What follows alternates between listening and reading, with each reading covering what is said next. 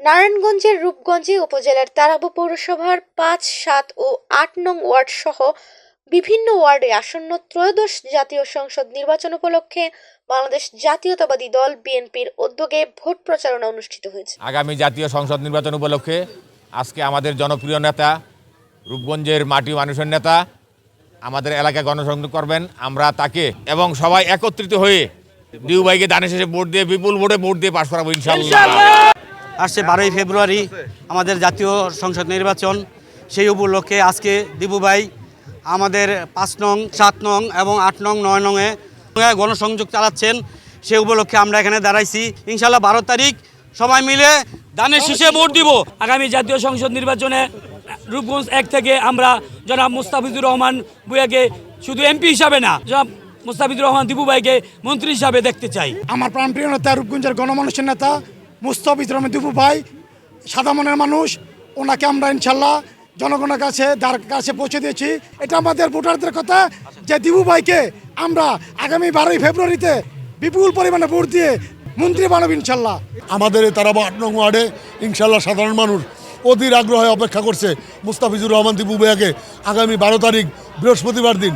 বৃহস্পতি এখন মুস্তাফিজুর রহমানের তুঙ্গে, কারণ ওনার মতো প্রতিদ্বন্দ্বী আমাদের রূপগঞ্জে আর দ্বিতীয় কেউ নাই, এবং রূপগঞ্জে দীপুই প্রথম, দীপুই সেরা, যার কোনো বিকল্প এই রূপগঞ্জের মানুষ দেখতে চায় না। নারায়ণগঞ্জ 1 রূপগঞ্জ আসনে বিএনপি মনোনীত সংসদ সদস্য পদপ্রার্থী জননেতা মুস্তাফিজুর রহমান ভূঁইয়া দীপু ধানের শীষ প্রতীকে ভোট প্রার্থনা করেন। যে এইটা নির্বাচনটা আসলে আমার না, নির্বাচনটা আমার চাচাই করছে, কারণ ওনার থেকে নির্বাচন করি আমি যদি কিছু হই প্রথম বিজয় মানের আমার চাচাকে আমি দিব, তার মানে বিজয় আমার চাচারই।